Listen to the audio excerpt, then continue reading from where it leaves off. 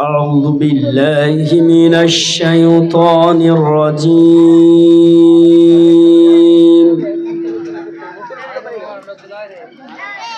بسم الله الرحمن الرحيم.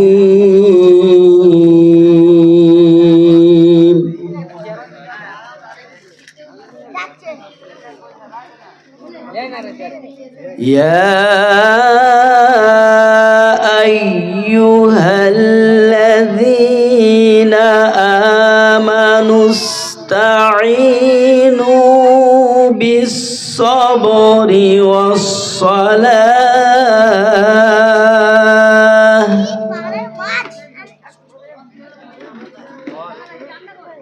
إن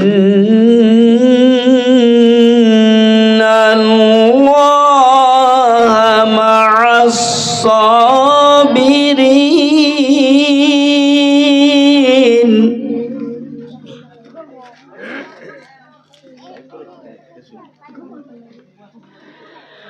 ولا تقولوا لمن يقتل في سبيل الله أموات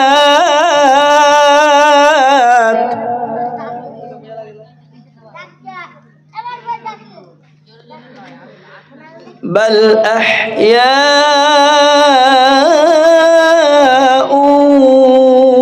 ولكن لا تشعرون.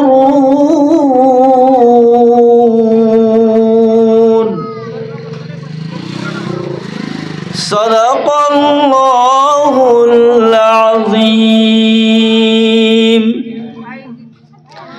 إن الحمد لله نحمده ونستعينه ونستغفره ونؤمن به ونتوكل عليه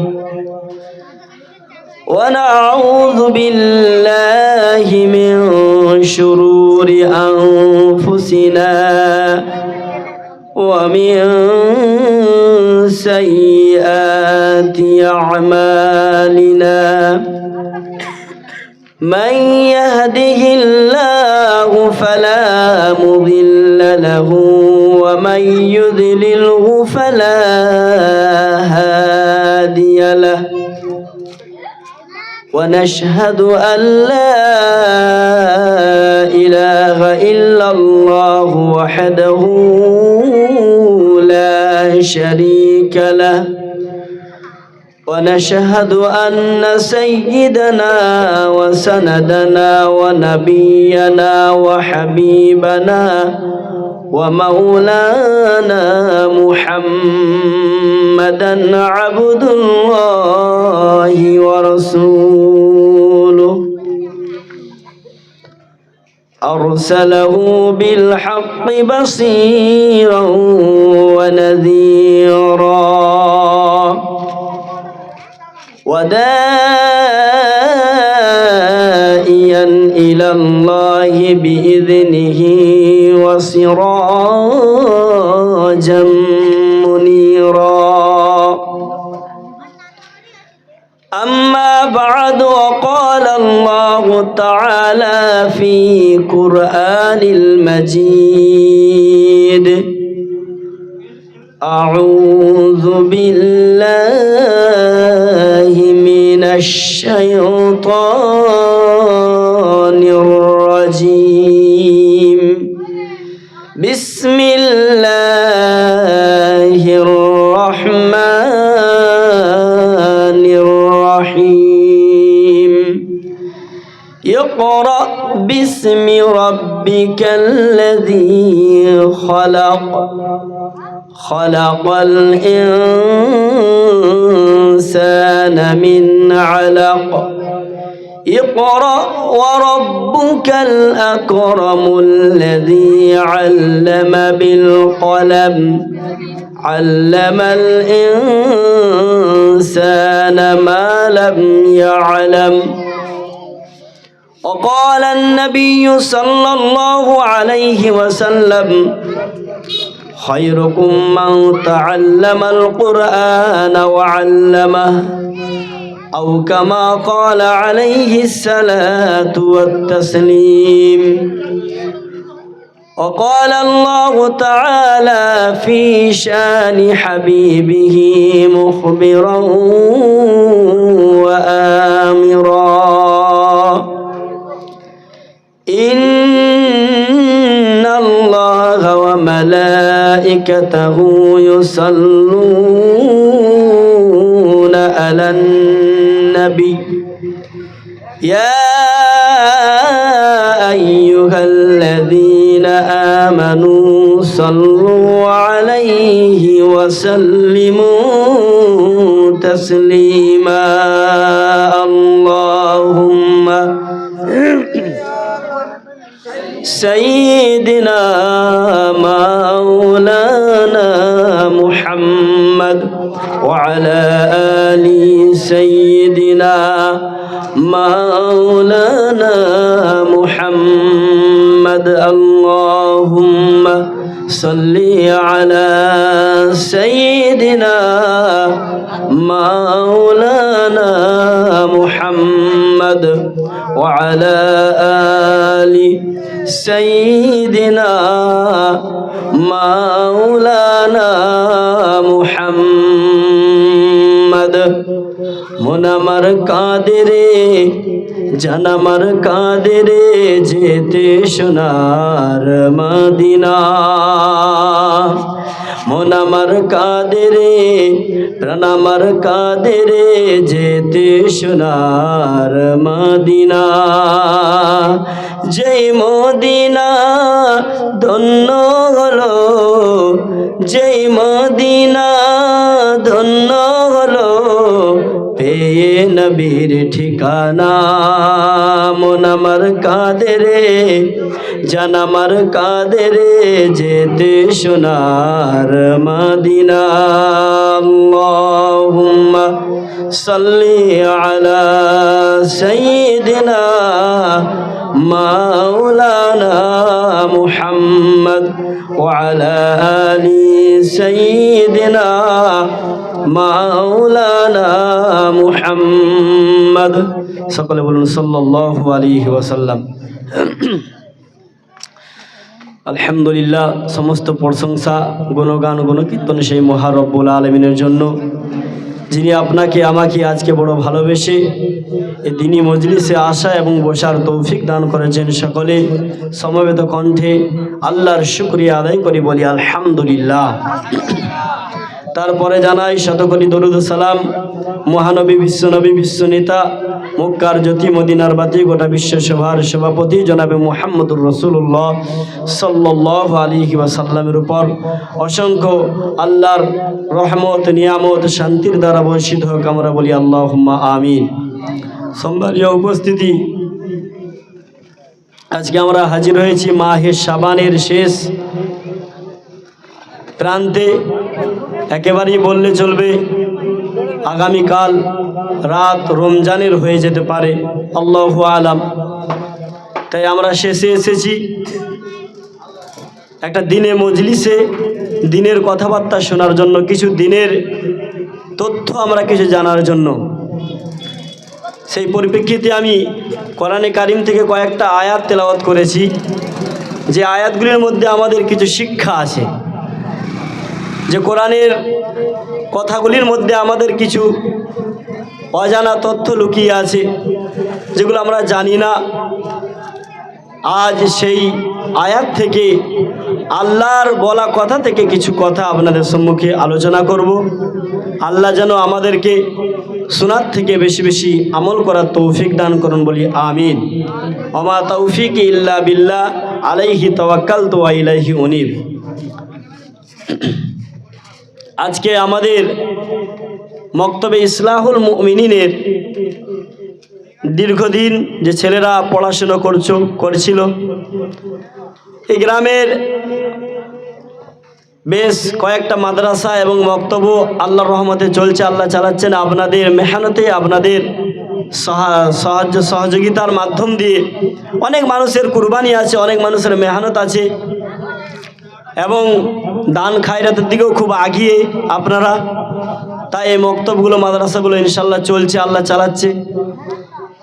এই সামনে যে রমজান মাস, মাদ্রাসা অলরেডি ছুটি হয়ে গেছে, মক্তব ছুটি হয়ে গেছে, এই মক্তব বাকি ছিল, ছুটি হবে। সেদিকে লক্ষ্য করে একটা দোয়ার মজলিস এবং মক্তব কি প্রয়োজন, মক্তব কি জরুরি, সেই বিষয়ে কয়েকটা আমাদের কথা। এই দিন আপনার আমার কাছে কেমনভাবে কত কষ্টের মাধ্যম দিয়ে এসেছে, কত ত্যাগ তিতিক্ষা, কত কিছু কুরবানি করতে হয়েছে। আমাদের পূর্বপুরুষ যারা আমাদের যোদ্ধা, এই ইসলামকে টিকিয়ে রাখার জন্য, রক্ষার স্বার্থে এই ইসলামকে আপনার আমার কাছে পৌঁছানোর জন্য কতই না কষ্ট করেছে, সেই কথা কিছু না তুলে ধরলে আপনারা বুঝতে পারবেন না যে হ্যাঁ, দিনের শিক্ষাটা সত্যি কি শিক্ষা। তাই আমি আপনাদের সম্মুখে একটি হাদিস তেলাওয়াত করলাম এবং কয়েকটি কোরআন থেকে আয়াত তেলাওয়াত করলাম, যেটা হচ্ছে আপনার কিনা সূরা আল বাকারা 153-154 নম্বর আয়াত, 2 নম্বর পারা 2 নম্বর পৃষ্ঠার মিডিল থেকে, মিডিলের লাইনের শেষ থেকে শুরু হয়েছে। এবং সূরা আলাকের যে 5টি আয়াত কোরআন নাজিলের প্রথম নাজিল হয়েছিল, সেই 5টি আয়াত আমি তেলাওয়াত করলাম। এগুলোর মধ্যে শিক্ষা আছে, জানতে হবে আমাদেরকে।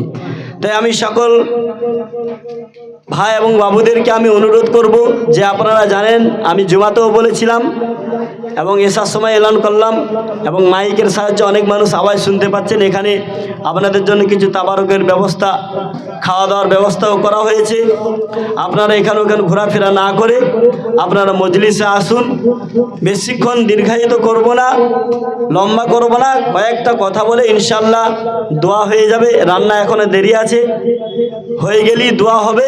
দোয়ার শেষে সবাই একটু খাওয়া দাওয়া করে আমরা বিদায় নেব। এবং আইন্দা রমজান আগামীকাল এবং পরশু থেকে যে রমজান শুরু হবে, এই রমজানটা যেন আল্লাহ আমাদেরকে পরিপূর্ণ ফজিলতুল হকদার বানান। রমজানটা যেন আমাদেরকে আল্লাহর মনোনীতভাবে কাটাতে আমরা পারি, সেই আশা আকাঙ্ক্ষা নিয়ে আমরা এখানে দোয়ার মজলিস করেছি। আপনারা সবাই এগিয়ে আসুন। এখন আলোচ্য বিষয় হচ্ছে যে এই দিন আপনি আমি এখন মক্তব এবং মাদ্রাসার মাধ্যম দিয়ে পাচ্ছি। এই ছোট্টখাটো ওয়াজ মাহফিল, নসিহতের মজলিস করে আমি পাচ্ছি, শুনছি। মসজিদে মসজিদে ইমাম সাহেবের বক্তব্যের মাধ্যমে আমরা শুনছি। এবং এখন সব থেকে সহজ হয়ে গেছে যে মোবাইলে আমরা যখন যেটা বলবো, যে বিষয়ে বলবো, সেই বিষয়ে আমি মোবাইল যদি খুলি, মোবাইলে আমরা পেয়ে যাচ্ছি এত সহজেই। কিন্তু এর ব্যাকগ্রাউন্ড কি, কেমন করে, কি করে, কত মেহনত করে এই দিন আপনার আমার কাছে এসেছিল, সেটাকে একটু লক্ষ্য করুন। তাহলে কিন্তু আপনি মক্তবের গুরুত্বটা বুঝতে পারবেন, তাহলে কিন্তু আপনি দিনের গুরুত্বটা বুঝতে পারবেন, মাদ্রাসার গুরুত্বটাকে আপনি বুঝতে পারবেন, শিক্ষার গুরুত্বটাকে আপনি বুঝতে পারবেন। আমি যে আয়াত আপনাদের সম্মুখে তেলাওয়াত করলাম, খুব আয়াত খুব দামি। কোরআন শরীফের প্রত্যেকটা আয়াতই দামি। এবং এই আয়াত আল্লাহ কি বলছে দেখুন, ইয়া আইয়ুহাল্লাযীনা আমানুস্তাঈনু বিস-সাবরি ওয়াস-সালাহ ইন্নাল্লাহা মা'আস-সাবিরিন। হে বিশ্বাসীগণ, যারা ঈমান এনেছো আমার উপরে, যারা ঈমান এনেছো কিতাবের উপরে, যারা ঈমান এনেছো নবীর উপরে, কোরআনের উপরে, আখিরাতের উপরে, যারা ঈমান এনেছো, বিশ্বাস করেছো, তোমাদেরকে ডাক দিয়ে বলছি তোমরা 2টা জিনিসের মাধ্যম দিয়ে আমার কাছে সাহায্য প্রার্থনা করো। 2টা জিনিসের মাধ্যম দিয়ে আমার কাছে সাহায্য প্রার্থনা করো। বিস-সাবর ওয়াস-সালাহ, 2টা জিনিস হচ্ছে আল্লাহ বলছেন, প্রথম নম্বর তোমরা সবর, তোমরা ধৈর্য ধারণ করো। তোমরা ধৈর্য ধারণের মাধ্যম দিয়ে আমার কাছে সাহায্য প্রার্থনা করো, আমি অবশ্যই তোমাদেরকে সাহায্য করব। 2 নম্বর আল্লাহ বলছেন ওয়াস-সালাহ, তোমরা নামাজের মাধ্যম দিয়ে, নামাজ অবস্থায় নামাজ পড়তে পড়তে নামাজ শেষ করে তুমি আমার কাছে কাছে সাহায্য চাও, আমি তোমাদেরকে সাহায্য করব। ইন্নাল্লাহা মা'আস সাবিরিন। যারা এই দুইটা জিনিসের মাধ্যম দিয়ে আমি আল্লাহর কাছে সাহায্য চাই, যারা ধৈর্য ধারণ করে, নিশ্চয়ই আমি, যারা ধৈর্য ধারণ করে এবং সালাতের মাধ্যম দিয়ে আমার কাছে চাই, নিশ্চয়ই আমি আল্লাহ তাদের সাথে আছি। সুবহানাল্লাহ। দুইটা জিনিসের মাধ্যম দিয়ে তোমরা আমার কাছে সাহায্য চাই। তাই যখন ইসলামের শুরুয়াতের দিকে যখন অত্যাচারীদের হাতে অত্যাচারিত এই দিনকে মিটিয়ে দিবার চেষ্টা, এই ইসলামকে শেষ করে দিবার চেষ্টা যখন যুগে যুগে চালাচ্ছিল ইসলামের কিছু দুশ্মনেরা, তখন সাহাবায়ে কেরামদেরকে নিয়ে বিশ্বনবী সাল্লাল্লাহু আলাইহি ওয়াসাল্লাম একের পর এক যুদ্ধে শামিল হয়েছে। অনেক মানুষ প্রাণকে হারিয়েছে, অনেক মানুষ, অনেক সাহাবায়ে কেরাম শহীদ হয়েছেন ইসলামের জন্য। ইসলামের ঢাল স্বরূপ তারা শহীদ হয়ে জীবনকে বিপন্ন করে, জীবনকে শেষ করে দিয়ে, পৃথিবী থেকে জীবনকে ত্যাগ করে দিয়ে এবং ইসলামকে টিকিয়ে রেখেছে, ইসলামকে বাঁচিয়ে রেখেছে। সেই সময় যে এই এত কষ্টের মাধ্যমে ইসলাম আপনার আমার কাছে এসেছে, সেই বিষয়ে আল্লাহ এই কোরআনে কারিমের মধ্যে তাদের জন্য আল্লাহ কোরআনের আয়াতকে নাজিল করেছেন। বলুন সুবহানাল্লাহ। কেন বলেছে দেখুন, আজকে আমরা যুদ্ধের ময়দানে শামিল হতে পারি না, আজকে আমাদের কাছে যুদ্ধ নেই, আজকে আমাদের কাছে জিহাদ নেই, আজকে আমাদের উপরে যুদ্ধ করতে আসে না, আমাদেরকে ঈমান ছাড়তে বলে না, আমাদেরকে ইসলাম ছেড়ে দিতে বলে না, কিন্তু এমনি এমনি আমাদের কাছ থেকে ইসলাম চলে যাচ্ছে, এমনি এমনি আমাদের কাছ থেকে দ্বীনের জ্ঞান চলে যাচ্ছে, এমনি এমনি চলে যাচ্ছে, মানুষকে বলতে হয় না। সেখানে দাঁড়িয়ে আপনাকে জিহাদ কেমনভাবে করতে হবে, যুদ্ধে গিয়ে যুদ্ধ করা, জিহাদে গিয়ে জিহাদ করা, এইটাই জিহাদ নয়। এই সময়ে কেমনভাবে জিহাদ করতে হবে, এই সময়ে কেমনভাবে যুদ্ধ করতে হবে, সেটা হচ্ছে আজকে শুনুন। সেটা হচ্ছে এখন আপনার কিনা দ্বীনি প্রতিষ্ঠানের সাথে আপনাকে জুড়ে থাকতে হবে, দ্বীনের ইলম আপনাকে হাসিল করতে হবে। দ্বীনি প্রতিষ্ঠানকে গড়ার জন্য, দ্বীনি ইলমকে জীবনে আনার জন্য যে আপনার প্রচেষ্টা, যে আপনার আগ্রহ, যে আপনার মেহনত, এটাই এই যুগে জিহাদের সমতুল্য হবে। বলুন সুবহানাল্লাহ। জিহাদের ময়দানে বিশ্বনবীর সাহাবায়ে কেরাম একের পর এক যখন জীবন দিচ্ছিলেন, একটা যুদ্ধ আরেকটা যুদ্ধ আরেকটা যুদ্ধে যখন সাহাবায়ে কেরাম ইসলামের ঢাল হিসেবে জীবনকে বিলিয়ে দিচ্ছিলেন, আল্লাহ তাদের বিষয়ে কোরআনে কারিমের মধ্যে বিশ্বনবীকে জানাচ্ছেন, বিশ্ববাসীকে জানাচ্ছেন, শুনে রাখো ও বিশ্ববাসী, তোমরা শুনে রাখো, নবী আপনি শুনে রাখুন, আপনি জেনে রাখুন, বিশ্বের মানুষকে মেসেজ দিচ্ছেন আল্লাহ, ওয়ালা তাকুলু লিমান ইউকতালু ফি সাবিলিল্লাহি আমওয়াত বাল আহয়াউ ওয়ালাকিন লা তাশউরুন। যারা ইসলামকে জিন্দা করার জন্য, যারা আমার দ্বীনকে টিকিয়ে রাখার জন্য, যারা আমার দ্বীনকে বাঁচিয়ে রাখার জন্য আমার রাস্তায় যারা জীবনকে বিপন্ন করেছে, আমার রাস্তায় যারা শহীদ হয়েছে, আমার রাস্তায় যারা নিহত হয়েছে, আমার দ্বীনকে বাঁচিয়ে রাখার জন্য, দ্বীনের জন্য ঢাল স্বরূপ ব্যবহৃত হয়ে যারা জীবনকে শেষ করেছে, মৃত্যুবরণ করেছে, তোমরা তাদেরকে মৃত বলো না, তোমরা খবরদার তাদেরকে মৃত বলো না, বরং এই জগতে তারা মৃত, আমার কাছে তারা জীবিত। সুবহানাল্লাহ। যারা ইসলামকে জিন্দা করার জন্য, ইসলামের স্বার্থে যারা যুদ্ধ করতে গিয়ে নিজের জীবনকে শেষ করেছে, নিহত করেছে, প্রাণকে মৃত্যুবরণ করেছে জিহাদের ময়দানে গিয়ে দ্বীনকে টিকিয়ে রাখার জন্য, তাদেরকে তোমরা মৃত্যু বলো না, তাদেরকে তোমরা মৃত বলো না, মরে গেছে বলো না, বরং তারা তোমাদের কাছে মৃত, এই জগতে আমার কাছে তারা জীবিত। বলুন সুবহানাল্লাহ। যারা মৃত্যুবরণ করে যুদ্ধর ময়দানে গিয়ে যারা শহীদ হয়েছিলেন, তাদেরকে কোনো গোসল দেওয়া হয় না, তাদেরকে কোনো কাফন পরানো হয় না, তাদের রক্তযুক্ত শরীরকে নিয়ে সেই পোশাকই তাদেরকে দাপন করা হয়েছিল। কিয়ামতের দিন ওই রক্তমাখা, টাটকা রক্তমাখা শরীর নিয়ে আর ওই জেহাদি অবস্থায়, ওই শহীদি অবস্থায় আল্লাহর কাছে তারা দাঁড়াবে, বলুন সুবহানাল্লাহ। এবং তাদেরকে আল্লাহ বিনা হিসাবে তাদেরকে জান্নাত দান করবেন, সুবহানাল্লাহ। এখন আমরা এই শহীদের দরজা আমরা পেতে চাই, আমাদের তো কোনো অপশন নেই। অপশন আছে? আমরা তো গিয়ে যুদ্ধের ময়দানে গিয়ে যুদ্ধ করতে পারবো না, কিন্তু অপশন আছে।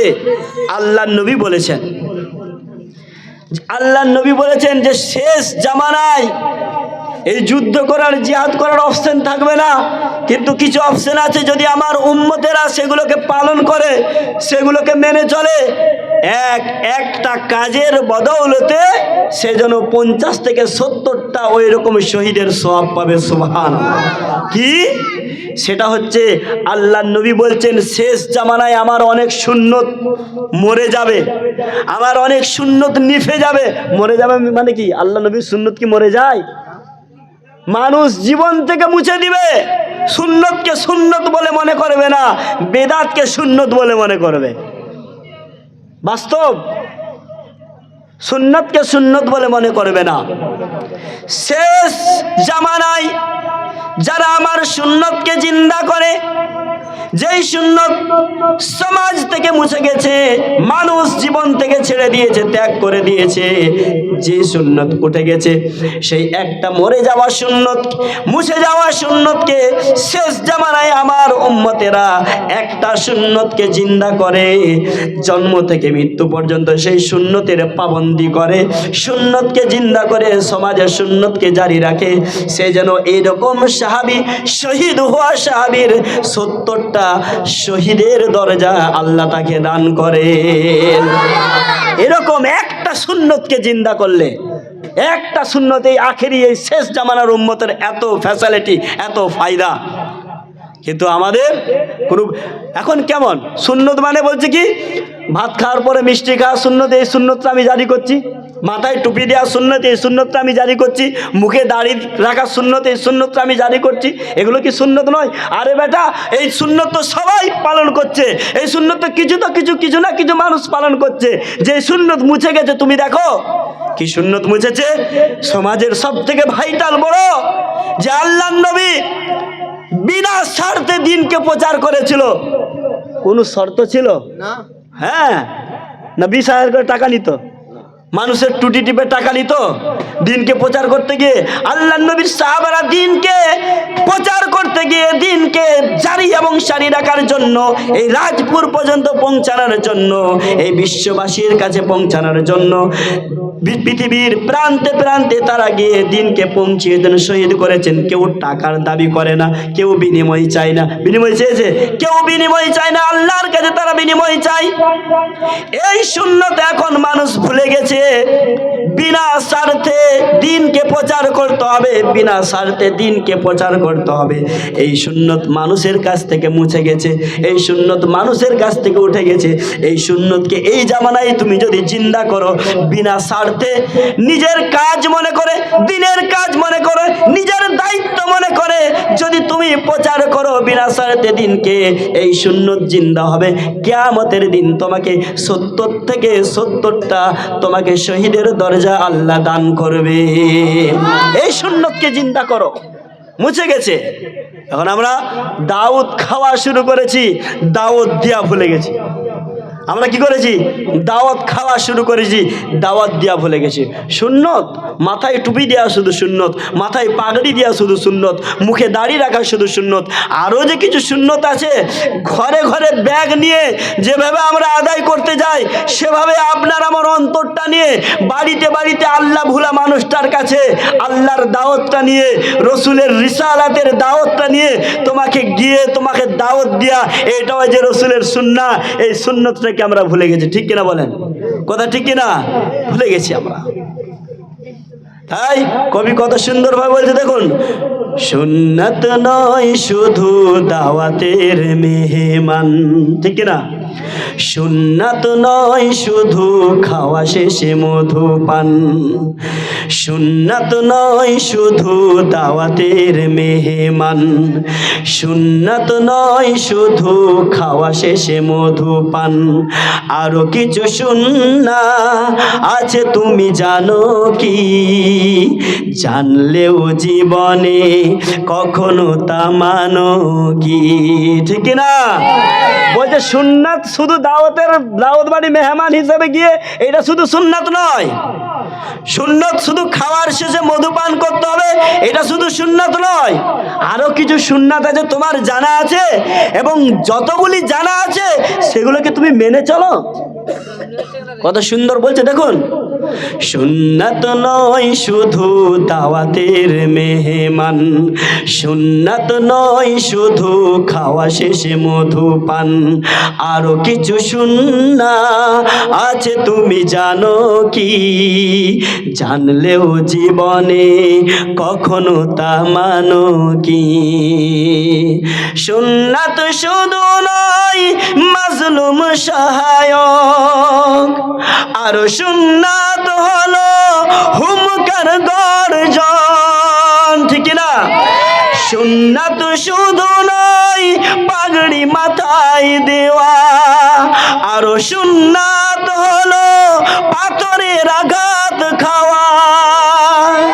সুন্নাত শুধু নয় মেষ চড়াতে যাওয়া, আরো সুন্নাত হলো রাষ্ট্রনায়ক হওয়া। মোহাব্বতে তার সুদিনের সাথী তুমি, মোহাব্বতে তার সুদিনের সাথী তুমি, দুর্দিনেও তার পাশে থাকো কি? আরো কিছু সুন্নাত আছে তুমি জানো কি? জানলেও জীবনে কখনো তা মানো কি? ঠিক না? বলে সুন্নাত শুধু সুখের দিনে তুমি সাথে থাকবে, দুঃখের দিনেও আবু বকরের মতো তুমি সাথে থাকো। তুমি কেমন মোহাব্বত, তুমি কেমন ভালোবাসা দেখাচ্ছ? মোহাব্বত রসুলের দেখাচ্ছ, ভালোবাসা রসুলের দেখাচ্ছ। সুখের দিনে তুমি রসুলের ভালোবাসা দেখাচ্ছ, দুঃখের দিনে তুমি রসুলের ভালোবাসা কি দেখাও? রসুলের সুন্নতের জানাজা চলে যাচ্ছে আমাদের সামনে দিয়ে, সেই সুন্নতকে কি তুমি জিন্দা করার জন্য উঠে পড়ে লেগেছ? বলেন আমরা কোথায় গেছি আজকে? আমরা কোথায় হারিয়ে গেছি? আল্লাহ আমাদেরকে সঠিক বুঝ দান করুন, বলুন আমিন। মোহাব্বতে তার খালিদ ওমর আলী, মোহাব্বতে তার খালিদ ওমর আলী, আবু বকরের মতো পাশে থাকো কি? আরো কিছু সুন্নাত আছে তুমি জানো কি? জানলেও জীবনে কখনো তা মানো কি? ঠিক না? হ্যাঁ, আমরা অনেক সুন্নাত আছে জানি, অনেক সুন্নাত আছে জানি না, কিন্তু যতগুলো আমরা জানি সেগুলো কি আমরা মানি? কবিতায় বলছে তাই আল্লাহ রসুলের সুন্নতকে যেগুলো জানি না আমাদেরকে জানতে হবে, এবং যেগুলো জেনেও আমরা মানি না সেগুলো আপনার আমার জীবনে বাস্তবায়ন করতে হবে। ঠিক কিনা বলুন? এই শেষ জামানায় আপনি একটাকে সুন্নত জিন্দা করবেন, একটা সুন্নত আপনি সমাজে জারি রাখবেন, আপনাকে আমাকে যেভাবে জিহাদের ময়দানে সাহাবারা গোলা কাটি দিয়ে আপনার কিনা জীবনকে শহীদ করে দিয়ে যেভাবে শহীদের দরজা পেয়েছিল, সেরকম শহীদ 70টা শহীদের মর্যাদা আপনাকে আমাকে আল্লাহ দিবে। বলুন সুবহানাল্লাহ। তাই আল্লাহ বলছেন তাদেরকে মৃত বলো না, ওয়ালা তাকুলু লিমান ইউকতালু ফি সাবিলিল্লাহি আমওয়াত বাল আহইয়াউ ওয়ালাকিন লা তাশউরুন। যারা আমার পথে জীবন দিয়েছে, যারা আমার দিন রাখতে গিয়ে জীবনকে শেষ করেছে, মৃত্যুবরণ করেছে, তাদেরকে তোমরা মৃত বলো না, বরং তারা তারা জীবিত, তোমরা সেটাকে মূল্যায়ন করতে পারো না। সুবহানাল্লাহ। তাই এই জামানায় আমরা শহীদের শহীদ মৃত্যু কি করে পাবো, আমরা জিহাদে কিভাবে অংশগ্রহণ করব, সেটাকে আপনাকে আমাকে খুঁজতে হবে, সেটাকে আমাকে আপনাকে খুঁজতে হবে। সেই জিহাদ আজকে নেই, আজকে এমনি এমনি দিন আপনার আমার দিক থেকে বেরিয়ে যাচ্ছে। কিভাবে সেই দিনকে রক্ষা করতে হবে, কিভাবে সেই দিনকে বাঁচিয়ে রাখতে হবে, সেটা হচ্ছে এখন দিনই প্রতিষ্ঠান, ঠিক কিনা? আপনারা দেখলেন এই মাগরিবের পর থেকে নিয়ে এসার পরেও এই যে বাচ্চা বাচ্চা ছেলেগুলো, এই কোচিরা তোরা ডিস্টার্ব করছি কেন, ভালো করে শোন। এই যে বাচ্চা বাচ্চা এই যে ছেলেগুলো মক্তব থেকে এসে, যারা মক্তবে জ্ঞান অর্জন করেছে, মক্তবে কিছু শিখেছে, কোরআন হাদিস থেকে কিছু জ্ঞান অর্জন করেছে, তারা এখানে এসে আপনাদের সম্মুখে কত সুন্দরভাবে কোরআন ও হাদিসের থেকে কিছু জ্ঞানের কথা, কিছু দোয়া, কিছু নামাজ, কিছু মাসাইল উপস্থাপন করেছে না, সুন্দরভাবে বলেছে না? আচ্ছা, আপনাদেরকে যদি মাইকটা দেওয়া হয়, আপনাদেরকে যদি মাইকটা দেওয়া হয়, এই মাইক ধরিয়ে দিয়ে যদি আপনাকে বলা হয় আজকে দুপুরে তুমি কি খানা খেয়েছিলে, বলো কটা তরকারি ছিল, বলো। এই আমি কি গল্প বলছি? এই লালচাঁদ ভাইকে আমি ডাকছি, তুমি এদিকে আসো, এবং ওর হাতে এটা ডিস্টার্ব করছে কেন, ওর হাতে মাইকটা ধরিয়ে দেওয়া হবে এবং বলা হবে আজকে তুমি দুপুরে খাবার খেয়েছিলে, খানা খেয়েছিলে, কি তরকারি ছিল, কটা খানা দিয়ে তুমি ভাত খেয়েছিলে, তুমি বলো তো মাইকে। ও মাইকে বলতে পারবে না, ভুলে যাবে। আর ছোট ছোট বাচ্চাগুলো আজকে এখানে এসে জানাজার নামাজ কিভাবে পড়তে হবে, শিশুদের জানাজা কেমন হবে, নাবালেগ যারা বাচ্চা ছেলেদের জানাজা, মেয়েদের জানাজা কেমন হবে, এবং যারা বড় তাদের জানাজার নামাজ কেমন হবে, সুন্দরভাবে আমাদের কাছে তারা প্র্যাকটিক্যালে দেখিয়ে দিয়ে চলে গেল, ঠিক কিনা বলুন? এবং মাগরিবের আজান হলে কি দোয়া পড়তে হবে, সূর্য উদয় হলে কি দোয়া পড়তে হবে, সকাল হলে কি দোয়া পড়তে হবে, সন্ধ্যা হলে কি দোয়া পড়তে হবে, সকাল সন্ধ্যায় উভয় কোন দোয়া পড়তে হবে, সবগুলো কিন্তু আমাদের কাছে সহি শুদ্ধভাবে তার তিলের সাথে তারা আমাদেরকে জানিয়ে দিয়ে চলে গেল। বলুন, এই যে ছোট্ট ছোট্ট বাচ্চাগুলো, এগুলো কিন্তু আমাদের প্রজন্ম, এগুলো কিন্তু আমাদের ভবিষ্যৎ নয়। যারা আজকে স্কুল কলেজে পড়াশুনো করে, এগুলো কিন্তু আমাদের দেশের ভবিষ্যৎ নয়। যারা স্কুল কলেজে এখন পড়াশুনো করছে, যারা প্রাইমারি হাই স্কুলে পড়াশুনো করছে, এই ছেলে মেয়েগুলো কিন্তু আমাদের দেশের প্রজন্মের জন্য ভবিষ্যৎ। তারা ভবিষ্যতে আমাদের জন্য ডাক্তার, তারা ভবিষ্যতে আমাদের জন্য মাস্টার, তারা ভবিষ্যতে আমাদের জন্য ইঞ্জিনিয়ার, তারা ভবিষ্যতে আমাদের জন্য পুলিশ অফিসার, তারা ভবিষ্যতে আমাদের জন্য আপনার কিনা সেনাবাহিনী আছে। সেরকম আমাদের দিনকে রক্ষার জন্য, আমাদের দিনের কিছু মেসেজ দেওয়ার জন্য, আমাদের দিনের কিছু খোরাক দেওয়ার জন্য, আমাদের ইমানের কিছু খোরাক দেওয়ার জন্য যেগুলো ভবিষ্যৎ, সেগুলো হচ্ছে আমাদের মক্তব এবং মাদ্রাসার বাচ্চাগুলো, ঠিক কিনা বলুন? কথা বলুন, ঠিক কিনা? তাহলে এইটার মাধ্যমে বোঝা যায় যে মক্তব এবং মাদ্রাসার বাচ্চাগুলো, এগুলো কিন্তু আনেওয়ালা ইনসানের জন্য ইমানি খোরাক দেওয়ার জন্য ঢাল, ইমানি খোরাক দেওয়ার জন্য এরা ঢাল স্বরূপ। তাহলে এখন ইমানকে বাঁচাতে গেলে, এখন ইসলামকে টিকিয়ে রাখতে গেলে আমাদেরকে ঢাল হিসেবে, আমাদেরকে সাহায্য দাতা হিসেবে এসে দাঁড়াতে হবে এই কোরআনের পাখিগুলির পাশে। এই যারা কোরআনকে হেফাজত করছে, যারা দিনকে হেফাজত করছে, যারা দিনকে হিফজ করে মানুষের দ্বারে দ্বারে পৌঁছাবার চেষ্টা করছে, তাদের পাশে এসে আমাদেরকে সাহায্য করতে হবে। এটাই হচ্ছে জিহাদ। বলুন সুবহানাল্লাহ, বলুন সুবহানাল্লাহ। এই জামানায় এটাই জিহাদ, এই জামানায় এটাই জিহাদ।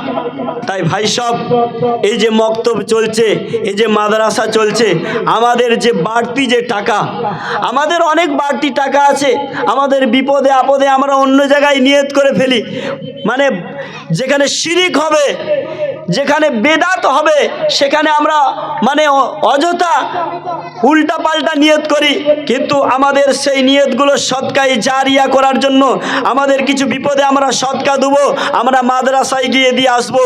আমাদের কিছু প্রয়োজন, আমাদের কিছু মানত আছে, আল্লাহর নামে মানত করব যে 10টা রোজা রাখবো, 3টে রোজা রাখবো, এত রাকাত নামাজ পড়বো, মাদ্রাসার গরিব এতিম মিসকিনদেরকে কিছু খাওয়াবো, তাদেরকে কিছু সাহায্য করব, দিনের জন্য কিছু সাহায্য করব, এই জিনিসগুলো। এবং আমাদেরকে যে আল্লাহ ধন সম্পদ নিয়ামত দান করেছেন, সেই দান নিয়ামত থেকে আমাদের কিছু বেড়ে যাওয়া, আমাদের কিছু বেড়ে যাওয়া টাকা, যেটাকে বলা হয় জাকাত, যেটাকে বলা হয় জাকাত। এবং রমজান মাসে আমরা যারা জাকাতের আওতায় পড়ি না, আমাদের মোটামুটি দিন চলার মতো ক্ষমতা আছে, আসবাবপত্র, সমাজের সব কিছু, আমাদের পরিবারের সব কিছু নিয়ে আমরা যারা মধ্যবিত্ত এবং আমরা যারা মোটামুটি জীবনযাপন করতে পারি, তাদের উপরে যে সদকাতুল ফিতির, এই ফিতরা, এই টাকাগুলো কিন্তু গরিবের হক। এটা কিন্তু জরিমানা মনে করলে হবে না, এটা গরিবের কাছে আপনাকে ফেরত দিতে হবে, গরিবের কাছে আপনাকে পৌঁছিয়ে দিতে হবে। এইভাবে আমরা যদি দিনকে সাহায্য করি, এই দিনের পাখিগুলোকে, এই কোরআনের পাখিগুলোকে সাহায্য করি, এটাও কিন্তু করা হবে জিহাদ। ঠিক করো না, ওই ওই এগুলো ঠিক করো না, কথা বুঝতে পারছেন? কি বুঝতে পারছেন? আমরা মদিনায় গিয়ে, মক্কায় গিয়ে যুদ্ধর ময়দানে আর সামিল হতে পারবো না। পারবো কি? সুযোগ আছে? সুযোগ নেই। কিন্তু আমরা যদি কোরআনের পাখিদের পাশে দাঁড়াই, দ্বীনি ইলমকে যদি আমরা সাহায্য করি, এটাও হচ্ছে এক ধরনের জিহাদ। শুধু তাই নয়, আপনি বাড়ি থেকে হেঁটে হেঁটে আসছেন নামাজ পড়ার জন্য, এশার নামাজ এখন সব থেকে বড় কঠিন, কিছুদিন পরে আরও বেশি কঠিন হয়ে যাবে। রমজান মাস হলেও যেই সময়ে তারাবি হবে, সেই সময়ে IPL খেলা শুরু হবে, কঠিন হবে না? একবারে এটা মানুষকে বিভ্রান্তের মধ্যে রাখার জন্য, মানুষকে এই ইবাদত থেকে পিছিয়ে রাখার জন্য এশার নামাজ আরো বেশি জটিল হয়ে যাচ্ছে। তাই এই যে বিভ্রান্তি, এই যে মোহ, এই যে মরিচিকা থেকে আপনি বেঁচে, শয়তানের ওয়াসওয়াসা থেকে আপনি বেঁচে, নফসের আশা থেকে, নফসের আকাঙ্ক্ষা থেকে আপনি বেঁচে, নিজেকে বাঁচিয়ে আপনি মসজিদমুখী হলেন, আপনি মসজিদে এসে ইবাদত করলেন, নামাজ পড়লেন, এটাও একটা শয়তানের সাথে জিহাদ করা। বলুন সুবহানাল্লাহ। এটাও হচ্ছে আপনার নফসের সাথে জিহাদ করা। তাই বন্ধু, আপনাকে আমাকে একটু ঠান্ডা মাথায় বুঝতে হবে যে আল্লাহ বলছে, যারা আমার দিনের জন্য জীবনকে বিপন্ন করেছে, দিনের জন্য জীবনকে শেষ করে দিয়েছে, তাদেরকে তোমরা মৃত বলো না, তারা মরে গেছে এরকম কথা বলো না, বরং তারা তোমাদের কাছে ওই পৃথিবীতে মৃত্যুবরণ করেছে, আমার কাছে তারা জীবিত হয়ে আছে। বলুন সুবহানাল্লাহ। সেই সমস্ত সাহাবায়ে কেরাম, সেই সমস্ত সুহাদা হুজুররা, সেই সমস্ত সুহাদা সাহাবারা কিয়ামতের দিন আপনাকে আমাকে যদি সামনে দাঁড়িয়ে প্রশ্ন করে, হে ভাই অমুক, হে ভাই আব্দুল জব্বার, হে ভাই আব্দুল সত্তার, হে ভাই আব্দুল গফফার, হে ভাই আব্দুল হাকিম, তুমি বলো তোমাদের কাছে এই ইসলামকে, দিনকে, ইমানকে পৌঁছানোর জন্য আমরা দুনিয়ায় সব কিছু ত্যাগ করেছিলাম, বলো তুমি কতটুকু ইমান নিয়ে এসেছো, তুমি কতটুকু ইমান নিয়ে হাজির হয়েছো এখানে, বলো। তখন আমরা কি জবাব দেব? বলুন, আমাদের কাছে কি আছে, কি জবাব দেব? তাই আমি ভাই সকলের কাছে অনুরোধ করব, সকলের কাছে আবেদন করব, যতদিন আমরা বেঁচে থাকব, যতদিন আমরা জীবিত থাকব, কোরআনের সাথে, আল্লাহর নবীর আখলাকে হাসানের সাথে আমরা বেঁচে থাকব। এবং যে কোরআনের পাখিগুলি আমাদের কাছে ঘোরাফেরা করছে, তাদেরকে আমরা সর্বসময় সাহায্য সহযোগিতা করব। গ্রামে মক্তব মাদ্রাসা, বাইরে থেকে মক্তব মাদ্রাসা, তারা আসে আমাদের কাছে, রাজপুরের মানুষ অনেক দান করে, আবার কিছু কিছু মানুষ কথা বলে। আমি তাদেরকে বলি, ভাই ওই যে মৌলভী সাহেব আসছে, ও নিজের পেট ভিক্ষার জন্য আসে না, ও চাইলে অনেক বড় ব্যবসা করতে পারত। কি বলেন? মৌলানা সাহেব কোরআন হাদিসের জ্ঞানকে অর্জন করে সেই জ্ঞানটাকে মানুষের কাছে কিভাবে ঢেলে দেওয়া যায়, আরো 10 জন আরো 100 জনকে কিভাবে মৌলবী বানানো যায় সেই চিন্তা ভাবনা নিয়ে মাদ্রাসায় পড়াতে গিয়েছে, মাদ্রাসায় তালিম দিতে গেছে, এবং সেই তাদের মুখে কিছু আহার তুলে দেওয়ার জন্য, সেই গরিব এতিম মিসকিনদের মুখে কিছু আহার তুলে দেওয়ার জন্য, তাদের পড়াশোনাকে সহিভাবে তাদেরকে শিক্ষা দেওয়ার জন্য যে অর্থের প্রয়োজন, সেই অর্থের জন্য তোমাদের দ্বারে দ্বারে আসে, তোমাদের কাছে আসে। কেন? এই মাদ্রাসায় এই মক্তবের কোনো সরকার নেই, কোনো সরকার দায়িত্ব নিয়ে এই দ্বীনি শিক্ষাকে আগিয়ে নিয়ে যায় না, দ্বীনি শিক্ষার প্রচার করে না। মুসলমানদের মুমিনদের পকেটই হচ্ছে এই দ্বীনি শিক্ষার ঘরগুলির সরকার। তাই তারা আশা নিয়ে তোমার কাছে, আপনার কাছে, আমার কাছে হাজির হয়। তাদেরকে তুমি তুচ্ছ তাচ্ছিল্য করো না, তাদেরকে তোমরা টিটকারি করো না, তাদেরকে গালমন্দ করো না। তোমার যতটুকু সামর্থ্য আছে তাদেরকে দিয়ে সাহায্য করো। তুমি তাকে দিচ্ছ না, আল্লাহর নবীর মাদ্রাসায় দিচ্ছ, দ্বীনি ইলমকে সাহায্য করছো, গরিবের সাহায্য করছো, এবং তুমি তোমার দানকে আদায় করছো, তোমার জাকাতকে আদায় করছো। ঠিক কিনা বলুন? তার মাধ্যম দিয়ে দ্বীনি ইলমকে সাহায্য করা হচ্ছে। আও ইলমুন ইনতাফাউ বিহি, আল্লাহর নবী বলছেন মৃত্যুর পরে সব কিছু বন্ধ হয়ে যায়, 3টে জিনিস বাকি থাকে। তার মধ্যে হচ্ছে সাদাকাতুল জারিয়া আও ইলমুন ইনতাফাউ বিহি। এমন ইলম সে ছেড়ে গেছে, সেই ইলম থেকে যতদিন মানুষ পৃথিবীতে উপকৃত হবে, কবরে শুয়ে শুয়ে সে সদকায়ে জারিয়া সব পাবে। বলুন সুবহানাল্লাহ। তাই আমরা এইভাবে দ্বীনকে রক্ষা করব, এইভাবে দ্বীনের ঢাল হিসেবে আমরা ব্যবহৃত হব, তাহলে কিন্তু আপনি আমি সেই জিহাদ করার সওয়াব পাবো। বলুন সুবহানাল্লাহ। জনৈক সাহাবা বিশ্বনবী সাল্লাল্লাহু আলাইহি ওয়াসাল্লাম এক যুদ্ধে 3 জন সাহাবাকে সেনাপতি বানালেন। হযরত আবু জাফর রাদিয়াল্লাহু তাআলা আনহু, হযরত যায়েদ রাদিয়াল্লাহু তাআলা আনহু, হযরত আবু উবাইদা রাদিয়াল্লাহু তাআলা আনহু, 3 জনকে সেনাপতি করলেন। কয়জন? সেনাপতি করার পরে 3 জায়গায় তাদেরকে সেনাপতির দায়িত্ব দিয়ে তাদেরকে পাঠালেন।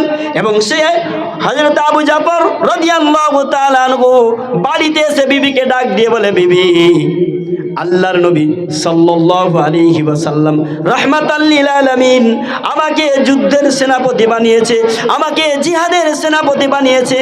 হয়তো তোমার সাথে এসে ফিরে দেখা করতে পারবো না, তোমার কাছে আমি অনুমতি, তোমার কাছে আমি সুসংবাদ দিয়ে আমি বিদায় জানাতে এলাম।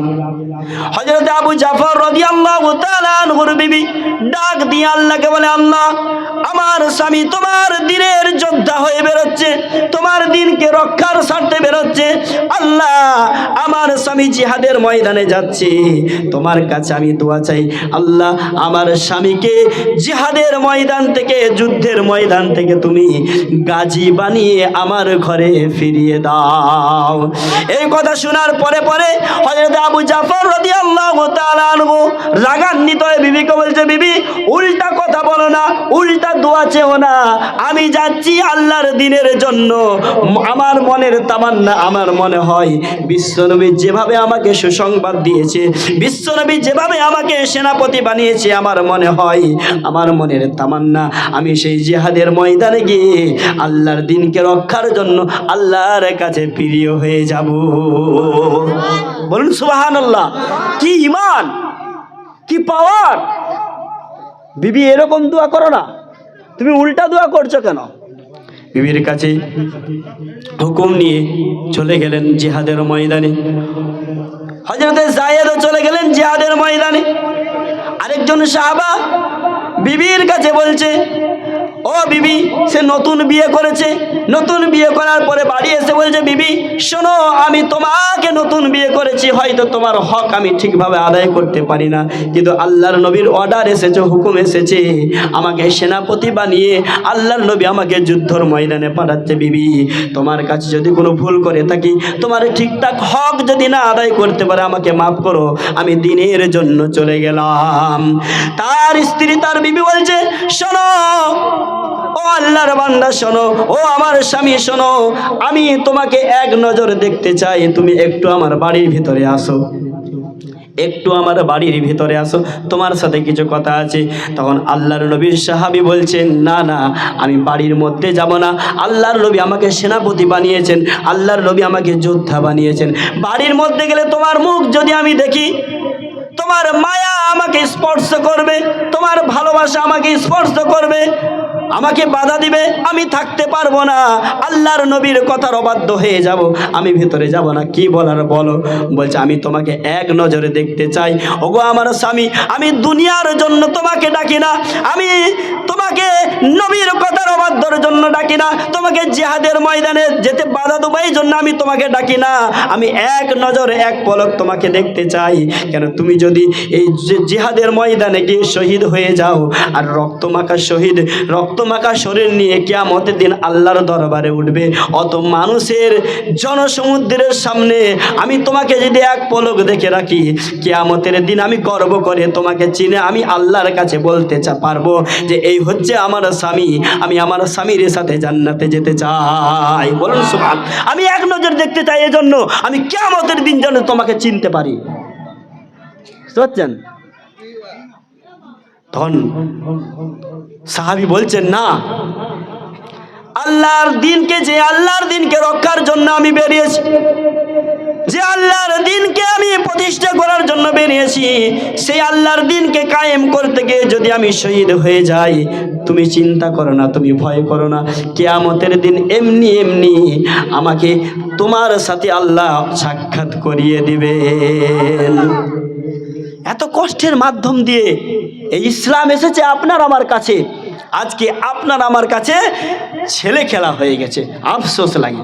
চলে গেছেন জিহাদের ময়দানে, জিহাদের ময়দানে গিয়ে হযরত আবু জাফর রাদিয়াল্লাহু তাআলা আনহু জিহাদের ময়দানে গিয়ে, যুদ্ধের ময়দানে গিয়ে অনেক কাফেরের সাথে যুদ্ধ করার পরে অনেক কাফেরকে কতল করে জাহান্নামী বানিয়ে দিয়ে নিজেও কতল হয়ে গেছেন, নিজেও শহীদ হয়ে গেছেন।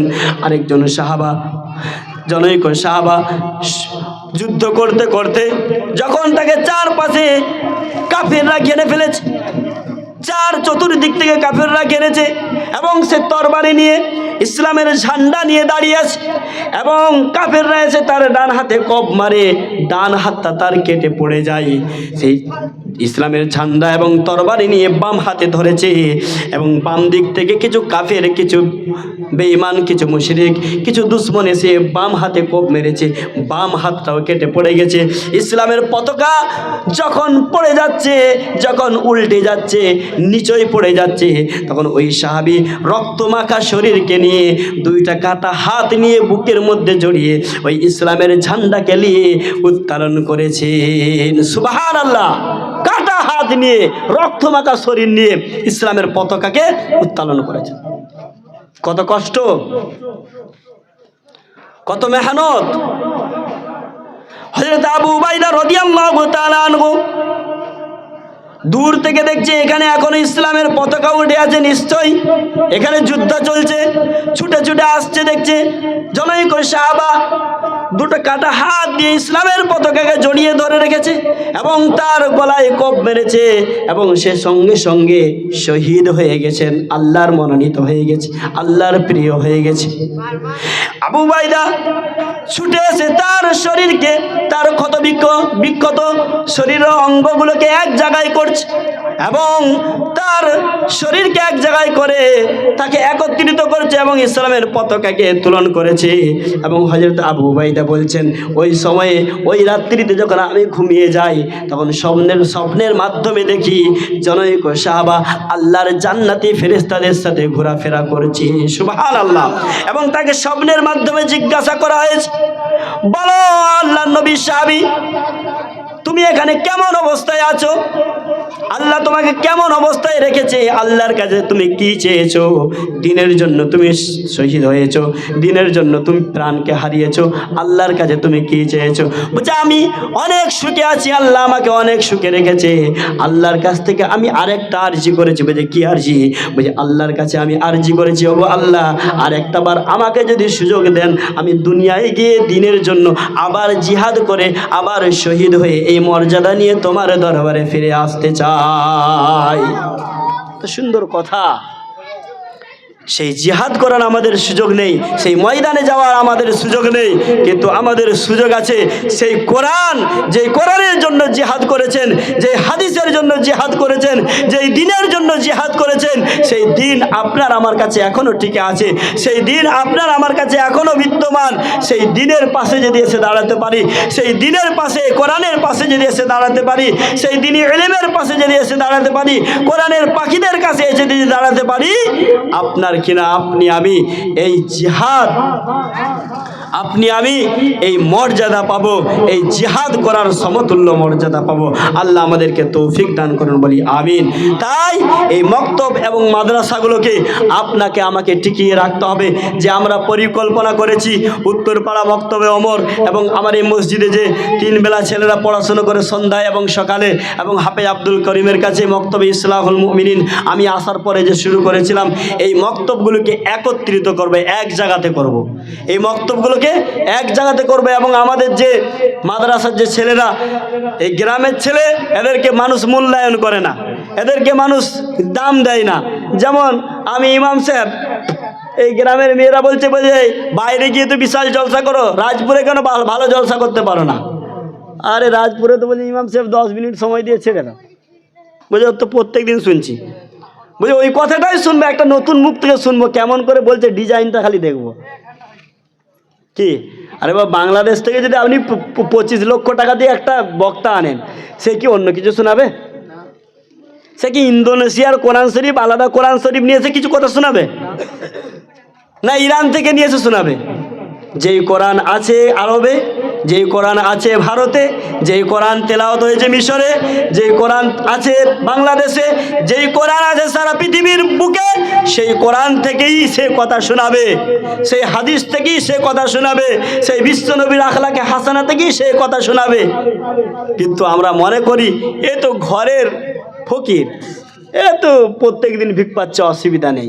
তাই এই যে আমাদের ছেলেরা বাইরে থেকে পড়ে এসছে, মৌলানা জমিরুদ্দিন, হাফেজ আব্দুল কলিম, আরও যে সমস্ত ছেলেরা আছে, ওমর ফারুক, আসাজুল, আরও ছেলেগুলো আছে, এগুলো কিন্তু এদের মধ্যে কিছু আছে, এগুলোকে কিন্তু আমরা কাজে লাগাতে পারছি না।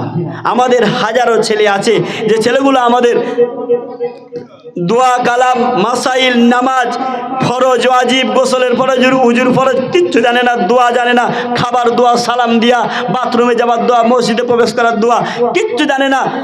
এরা কিন্তু জানে, এদের কাছ থেকে আমরা কামিয়ে নিতে পারছি না।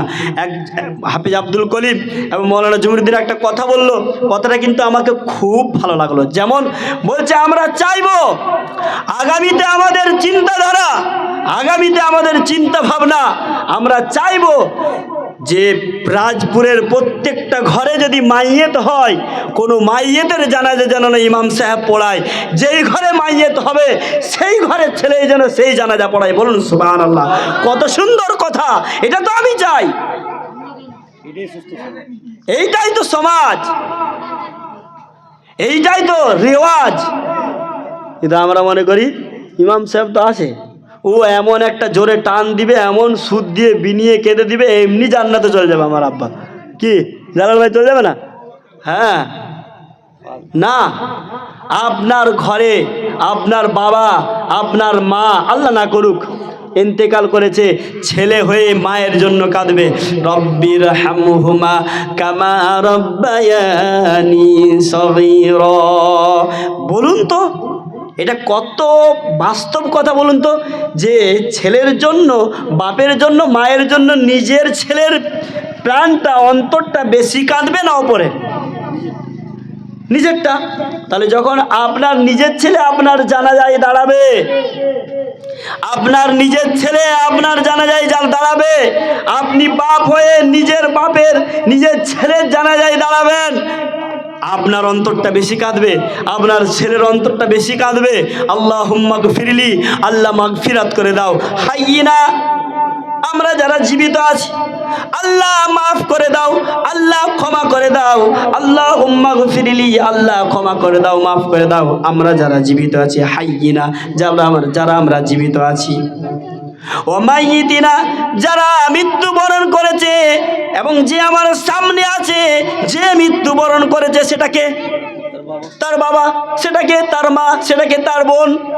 কার জন্য বলছে? অন্তরটা কার জন্য বেশি কাঁদবে? করুণ ভাবে কে বলবে? করজড় ভাবে কে বলবে? ইমাম সাহেব না তার ছেলে? ও মাইয়েতিনা, যে মাইয়েতকে সম্মুখে রেখেছে আল্লাহ আমার মা আম্মা জান, যে মাইয়েতকে সম্মুখে রেখেছে আমার আব্বা জান, আমার স্নেহের ভাই জান, আমার বোন জান, আমার স্বামী, আমার বিবি, এভাবে সে বলতে বলতে কাঁদবে। ও মাইয়েতিনা, তাকে তুমি ক্ষমা করে দাও, তাকে তুমি মাফ করে দাও। চতুর্থ তাকবীরে যেটা আমরা পড়ি জানেন, এই ছোট্ট ছোট্ট শিশুরা কত সুন্দরভাবে বলল। তাও কিন্তু আমরা মক্তবের ছেলেদের পিছনে লাগি, তাও কিন্তু আমরা মক্তব বন্ধ করার চেষ্টা করি। আফসোস, আফসোস লাগে, তাও আমরা মক্তবের গুরুত্ব বুঝতে পারছি না। অথচ আমাকে যদি 10 ঘন্টা ধরে এক জায়গায় বস করে ওই আল্লাহুম্মা গফিরলি বলা করায়, পশ্চিম কালেও আমি পারবো না, অনেক কষ্টের মাধ্যমে পারবো। কিন্তু এই ছেলেগুলো সোনার মতো সুন্দরভাবে তার দিলের সাথে সই শুদ্ধভাবে বলে দিচ্ছে। অমাইয়িতিনা, যে মৃত্যুবরণ করেছে, যারা মৃত্যুবরণ করেছে তাকেও ক্ষমা করো, তাকেও মাফ করো। অশাহিদিনা, এবং যারা এখানে উপস্থিত আছে তাকেও ক্ষমা করো, তাদেরকেও ক্ষমা করো। অগায়বিনা, যারা উপস্থিত হতে পারে না, যারা এখানে উপস্থিত হতে পারে না, গায়েবে আছে, দূরে আছে, তাদেরকেও তুমি ক্ষমা করো। অসগীরিনা, আমাদের ছোট্ট ছোট্ট গুনাহগুলোকে তুমি মাফ করো। ও কাবীরিনা, আমাদের হয়ে যাওয়া বড় বড় গুনাহগুলোকে তুমি মাফ করে দাও। ওয়া যাকারিনা ওয়া উনসানা, আমাদের পুরুষদের গুনাহগুলোকে তুমি মাফ করে দাও, আমাদের মহিলাদের গুনাহগুলোকে তুমি মাফ করে দাও। আল্লাহুম্মা মান আহইয়াইতাহু, লাস্ট দুটো পয়েন্টে কত সুন্দর কথা বলছে দেখুন। আল্লাহুম্মা মান আহইয়াইতাহু মিন্না ফাহইহি আলাল ইসলাম, আল্লাহ যতক্ষণ আমাকে এই পৃথিবীতে জীবিত রাখবে, এই পৃথিবীর ময়দানে আমাকে বাঁচিয়ে রাখবে, হায়াতে রাখবে, ততক্ষণ আমাকে তোমার ইসলামের মধ্যে জীবিত রাখবে, তোমার ইসলামের মধ্যে টিকিয়ে রাখবে।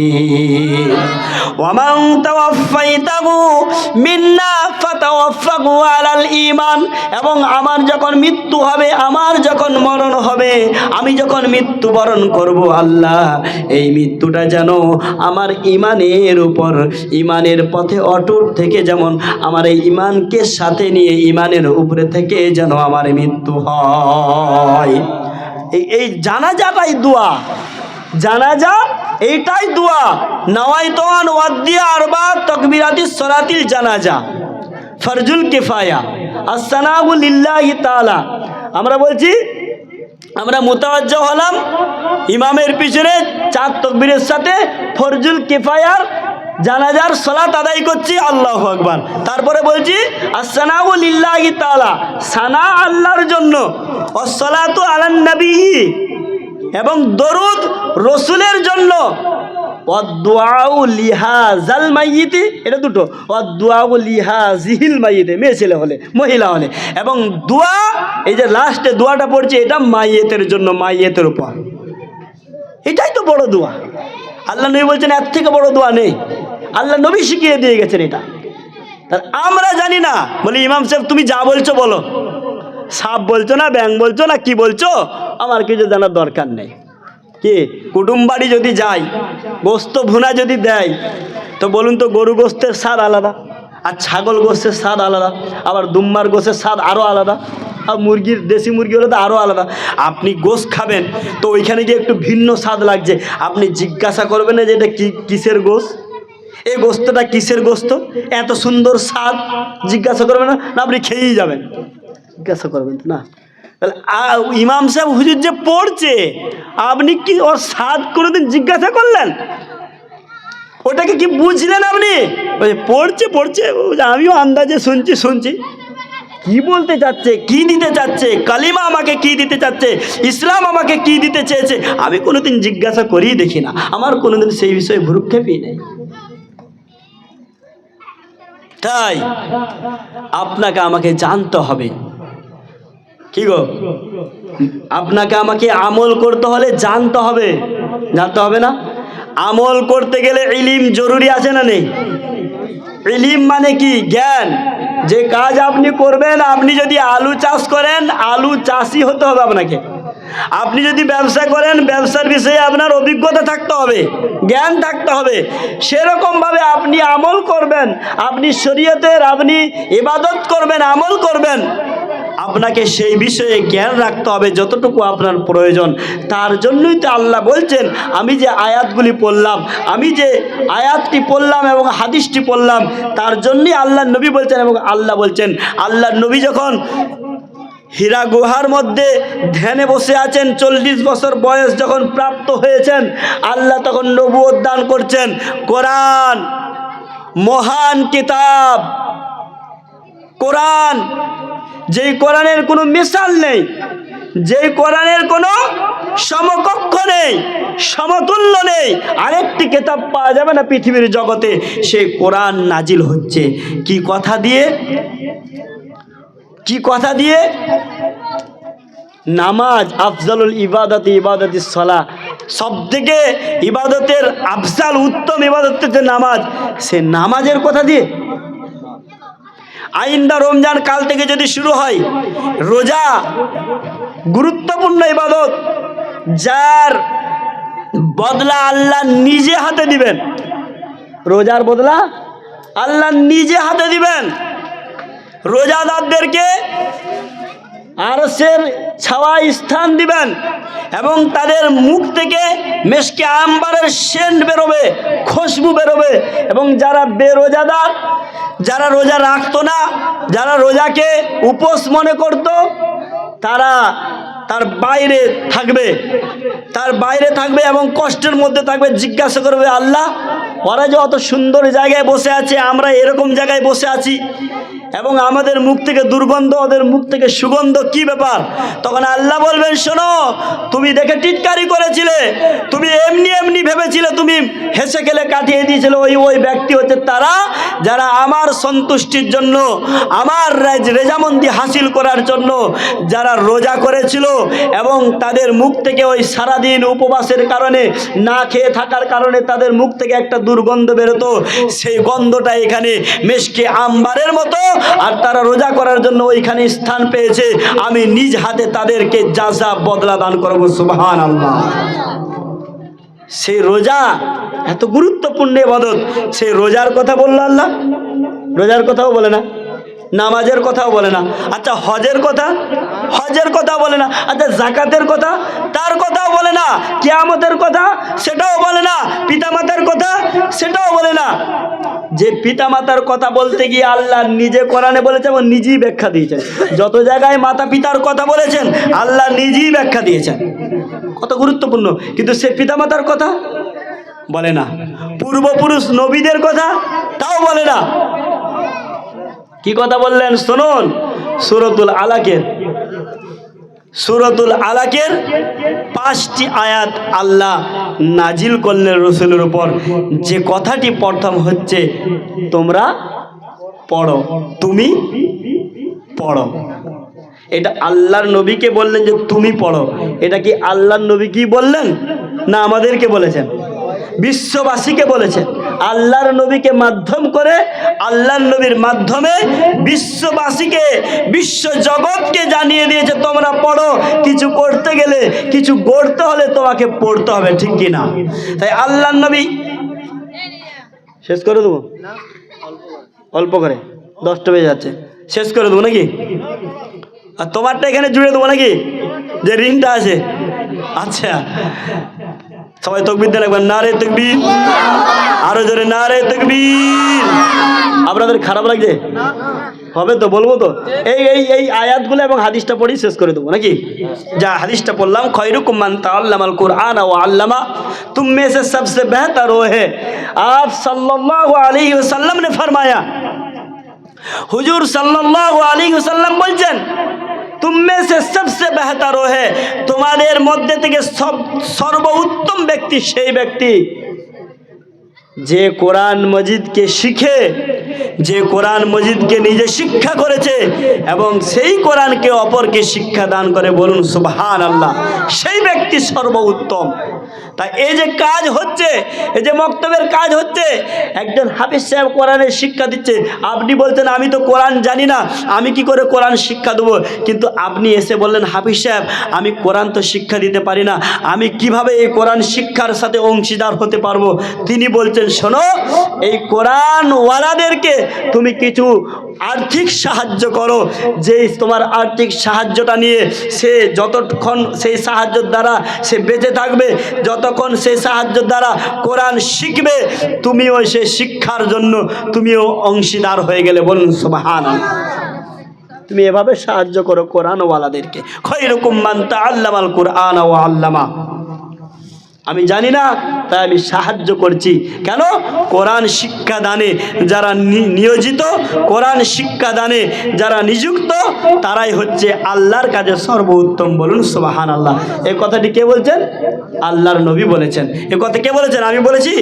আল্লাহর নবী বলেছেন। এটা একটা হাদিস, এটা 40 হাদিসের মধ্যে পাবেন। অত দূর কেন? আপনি যে নুরানি কায়দা পড়েন, নুরানি কায়দা পড়ার আগে উপরে উপরে মোটা করে দেওয়া আছে, দেখবেন খায়রুকুম মান তাআল্লামাল কুরআন ওয়া আল্লামা, আর উপরেই লিখে দিয়েছেন যে নুরানি কায়দা যে পড়াচ্ছ তুমি জেনে রাখো, আল্লাহর নবী বলেছেন নুরানি কায়দা পড়াতে পড়াতে তুমি কোরআন ধরাবে, আলিফ বা একটা দুটো হরফ শিখাবে, একটা হরফ শিখালো জলসা করছেন, জুলুস করছেন, এত কিছু করছেন, মানুষ পরিবর্তন হচ্ছে না। জেনে রাখুন তার থেকে বেশি দামি কাজ, তার থেকে বেশি দামি কাজ করলো যেই ব্যক্তি একজন মুমিনকে নিয়ে এসে একটা আলিফ শিক্ষা দিল, বলুন সুবহানাল্লাহ। তাই ওই যখন লিখে দিয়েছে যে শোনো, নবী বলেছেন খায়রুকুম মান তাআল্লামাল কুরআন ওয়া আল্লামা, তুমি সেইভাবে পড়াও, তুমি সেই জন্য পড়াও, আল্লাহর কাছে প্রিয় হওয়ার জন্য পড়াও, যে তুমি এই জন্যই কোরআন শিখেছো এবং কোরআন পড়াচ্ছ, তোমাকে আল্লাহ সব থেকে বেহতার, সব থেকে শ্রেষ্ঠ উম্মত বলেছে, বলুন সুবহানাল্লাহ। তাই শুরু হলো কোরআন নাজিল, নামাজের কথা, হজের কথা, জাকাতের কথা, হাদিসের কথা, আপনার কিনা আরও অনেক কথা আছে, মা বাপের কথা, কোরআনে কিয়ামতের কথা, পরকালের কথা, জান্নাতের কথা, জাহান্নামের কথা। কিছু কথা দিয়ে আল্লাহ শুরু করলেন না, শুরু করলেন কি? ইকরা বিসমি রাব্বিকাল্লাযী খালাক। পড়েন পড়েন পড়েন, ইকরা বিসমি রাব্বিকাল্লাযী খালাক। এটা সবাই পড়তে জানেন তো? সবাই জানেন তো? আচ্ছা একটু পরীক্ষা নিই, কে কে জানেন হাত তুলুন দেখি। ই বাবা, আচ্ছা ঠিক আছে, জানেন না, তাহলে আমার সাথে সাথে পড়ুন। পড়লে সব আছে না নাকি আছে, গুনাহ আছে? বলুন সব আছে না? তাহলে আপনি জানেন না, আমার সাথে সাথে পড়ুন। একটা পড়লে ইকরা, এই যে হামজা, কফ এবং র, এটা দিয়ে 3টে অক্ষর, এইখানে আপনি 30টা নেকি পেলেন। বিসমি রাব্বিকাল্লাযী খলাক, আরও কয়েকটা অক্ষর আছে, তাহলে আপনি অনেক নেকি পেলেন। আমার সাথে সাথে পড়ুন, ইকরা বিসমি রাব্বিকাল্লাযী খলাক, খলাকাল ইনসানা মিন আলাক, ইকরা ওয়া রাব্বুকাল আকরামুল্লাযী আল্লামা বিল কলম, আল্লামাল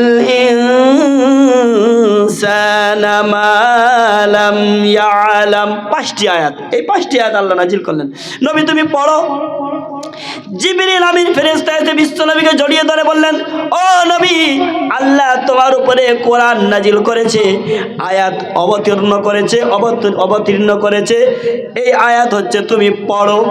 ইকরা, তোমার রবের নামে তুমি পড়ো, যেই রব তোমাকে সৃষ্টি করেছে, যেই রব তোমাকে বানিয়েছে, তোমাকে মানুষ রূপে সৃষ্টি করেছে, সেই রবের নামে আপনি পড়ুন। ইকরা বিসমি রাব্বিকাল্লাযী খলাক, যেই রব তোমাকে সৃষ্টি করেছে, যে রব আপনাকে সৃষ্টি করেছে, সেই রবের নামে আপনি পড়ুন। নবী বলছেন আমি পড়তে জানি না, मैं पढ़ा हुआ नहीं हो, আমি পড়তে জানি না, আমি কি করে পড়বো? আবার বলছেন আপনি পড়ুন, বলছে পড়তে জানি না। তারপরে জড়িয়ে ধরে বললেন, আমার সাথে সাথে বলুন, ইকরা বিসমি রব্বিকাল্লাযী খলাক, পড়ো আপনি রব के नाम से जिसने बनाया, পড়ো তোমার রবের নামে, পড়ুন আপনার রবের নামে যিনি সৃষ্টি করেছেন। খলাকাল ইনসানা মিন আলাক, যিনি মানুষকে সৃষ্টি করেছেন রক্তের জমাট থেকে, যিনি মানুষকে সৃষ্টি করেছেন রক্তের জমাট থেকে, লাহু কি ফুটকি সে। ইকরা ওয়া রাব্বুকাল আকরাম, এবং আরো পড়ুন আপনার রব অনেক দয়ালু, আপনার রব অনেক দয়ালু। আপনি আবার পড়ুন, আল্লাযী আল্লামা বিল কলম, এবং বলুন যে জ্ঞান আল্লাহ কলমের মাধ্যম দিয়ে, যে জ্ঞান মানুষকে আল্লাহ শিখিয়েছেন কলমের মাধ্যম দিয়ে, সেই জ্ঞানটা কি? আল্লাযী আল্লামা বিল কলম আল্লামাল ইনসানা মা লাম ইয়ালাম, যেই জ্ঞানটাকে শিক্ষা দিয়েছে যে মানুষ সেই জ্ঞান যা জানতো না, যেই জ্ঞান মানুষ জানতো না সেই জ্ঞান শিক্ষা দিয়েছে, সেই রবের নামে আপনি পড়ুন। কোরআনের প্রথম কথা, কোরআনের প্রথম আয়াত, কোরআনের প্রথম বাক্য, পড়ো পড়ো পড়ো। আর আমরা বলেছি ছাড়ো ছাড়ো ছাড়ো ছাড়ো, কি হবে? আরে বাবা, আবার কিছু কিছু মানুষ বলে ইমাম সাহেব হাফিজ সাহেব খালি মক্তব মাদ্রাসা করে খেপে যাচ্ছে। আরে জেনারেল শিক্ষার দরকার নেই? আচ্ছা আমি বলুন, এই রাস্তা দিয়ে যে সমস্ত ছেলে মেয়েরা জেনারেল শিক্ষা করতে মাদ্রাসা, হাই মাদ্রাসা এবং স্কুলে যায়, আমি কাউকে খারাপ চোখে দেখেছি? আমি কাউকে বাধা দিয়েছি যে ওই শিক্ষা করার দরকার নেই, এরকম কথা বলেছি? না, অবশ্যই জেনারেল শিক্ষা দরকার, অবশ্যই ডাক্তার দরকার, মাস্টার দরকার। দুঃখের বিষয় রাজপুরের জমিনে একজন ডাক্তার নেই, MBBS। মাস্টার কিছু আছে, তাও না হবার মতো, কি বলুন? তাহলে আমি বলতে চাই, প্রাথমিক শিক্ষা কোরআনের শিক্ষা তাকে দাও, সে মাস্টার হোক ডাক্তার হোক, অবশ্যই দরকার। পুরো গ্রাম মিলে আপনারা মেহনত করছেন ছেলেকে জেনারেল শিক্ষায় শিক্ষিত করতে হবে। 4টে ইমাম শুধু চেষ্টা করছে, 4টে ইমামের পিছনে 4জন হাফেজ মাওলানা শুধু চেষ্টা করছে যে আমাদের কিছু ছেলেকে দ্বীনের শিক্ষায় শিক্ষিত করতে হবে। আমাদের সব ছেলে মেয়েদেরকে ডাক্তার মাস্টার ইঞ্জিনিয়ার হওয়ার আগে তাদেরকে কিছু যতটুকু জরুরি ততটুকু দ্বীনের জ্ঞান দিতে হবে। এই সামান্য কিছু মানুষ চেষ্টা করছে, মেহনত করছে দ্বীনের জ্ঞানের সম্বন্ধে, আর আপনারা সারা গ্রাম মিলে জেনারেল শিক্ষার পিছনে মেহনত করছেন। তারপরেও আপনি আমাদের বিরোধিতা করছেন, তারপরেও আমাদেরকে আপনারা বাঁকা চোখে দেখছেন। এই জানি না, মনে রাখবেন একটা কথা ভালোভাবে শুনুন। একাড়িয়ার মুফতি সাহেব এখানে বলে গিয়েছিলেন খুব সুন্দর কথা, যে যখন জেনারেল শিক্ষা করার জন্য, জেনারেল মানে কি? সাধারণ। এই সাধারণ নিয়ে তো কিসের করব? আরে বলুন, এই আলিম শিক্ষাকে কেউ কোনোদিন সাধারণ শিক্ষা বলেছে? আপনি এই জেনারেলকে জেনারেল বলে ডিকশনারিতে সার্চ করলে সাধারণ বলবে। সাধারণ ট্রেনের বগি থাকে, রিজার্ভেশন থাকে, এসি থাকে, স্পেশাল থাকে, 2টো কি 3টে কি থাকে? জেনারেল। সাধারণ, যে কেউ উঠতে পারে, তার মানে সাধারণ। এই নিয়ে তো কিসের গর্ব? এটা অসাধারণ, এই জ্ঞান অসাধারণ জ্ঞান।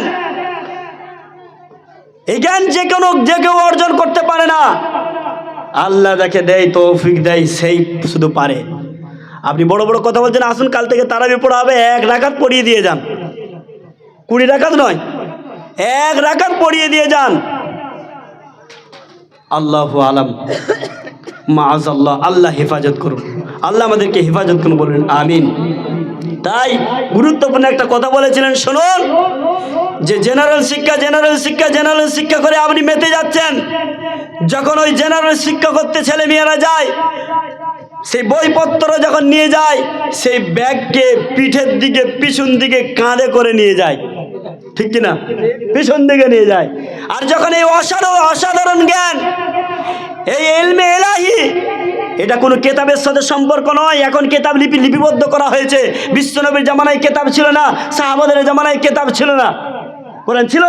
কিতাব ছিল না। এটা ইলমে ইলাহি বলা হয়। এটা আল্লাহর দিল থেকে লাউহে মাহফুজ থেকে আপনার কিনা জিবরিল আমিন থেকে বিশ্বনবীর দিল থেকে সাহাবায়ে কেরামের দিল থেকে তাবেঈনদের, এরকম করে এসেছে, তারপরে কিতাবে লিপিবদ্ধ হয়েছে। এটা ইলমে ইলাহি, অন্তরের সাথে সম্পর্ক থাকতে হয়, অন্তরের সাথে দিলের সাথে সম্পর্ক থাকতে হয়। তো এই অসাধারণ জ্ঞান, এই ইলমে ইলাহি, এই দিনের জ্ঞান যখন কোনো মানুষ, কোনো ছেলে মেয়ে মুসলমানের ছেলে মেয়ে যখন এই ইলমে ইলাহিকে শিক্ষা করতে যায়, এই দিনের জ্ঞান যখন পড়তে যায়, মক্তব বা মাদ্রাসায় যায়, তখন নুরানি কায়দা কিবা আম্বা পাড়া কিবা কোরআন শরীফ যখন নিয়ে যায়, পিঠে করে পেছন দিকে ব্যাগে করে নিয়ে যায় না, সেই কোরআনটাকে, সেই কিতাবটাকে আঁকড়িয়ে ধরে, বুকের মধ্যে সামনের দিকে আঁকড়িয়ে ধরে হাঁটতে হাঁটতে চলে যায়, ঠিক কিনা? এর মাধ্যমে বোঝা যায় যে শিক্ষা পিছন দিকে আছে, সেই শিক্ষা সারা জীবন পিছন দিকে চলে যাবে, মরণের পর সে পিছনেই রয়ে যাবে। আর যে সামনে আছে সে বুকে ধারণ হয়ে থাকবে, সেই বুকের মধ্যে গাঁথা হয়ে থাকবে। মরণের পরে সে বুকে গিয়ে লাইফ দেখাবে কবরে, সেই জ্ঞান সাথে হয়ে কবর পর্যন্ত যাবে। বলুন সুবহানাল্লাহ। তাই আমি বলছি না যে আমাদেরকে জেনারেল শিক্ষা করার দরকার নেই, অবশ্যই করতে হবে, অবশ্যই এটাকেও করতে হবে, অবশ্যই করতে হবে, অনেক শিখতে হবে। আমাদের ছেলে মেয়েদেরকে এখন বিশেষ করে আইন নিয়ে পড়াতে হবে। আইন নিয়ে আদালতে কথা বলার মতো মুসলমানের